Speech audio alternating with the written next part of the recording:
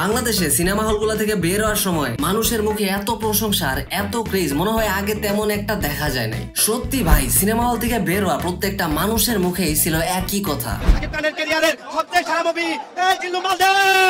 সাকিব খানের ইতিহাসে best movie, best ছবি আর ৩-৪ বছর আগে বলে ভালো একদম বাংলাদেশের ইতিহাসে সেরা। দেখা যায় কেউ করতেছে প্রশংসা, আবার কেউ দিতেছে বরবাদ সিনেমার ডায়লগ গুলা। আবার অনেক দর্শক কিন্তু বলতেছে যে এইটা নাকি শাকিব খানের ক্যারিয়ারের বেস্ট মুভি। তো বরবাদ মুভি, যেটার পরিচালক মেহেদী হাসান হৃদয়, এই সিনেমায় মূল ক্যারেক্টারে আছে শাকিব খান, ইধিকা পল, মিশা সওদাগর আর যিশু সেনগুপ্ত। আর শাকিব খানের এই সিনেমার বাজেট ছিল 15 কোটি টাকা। এত বড় বাজেট হওয়ার অনেকগুলো কারণ আছে অবশ্য।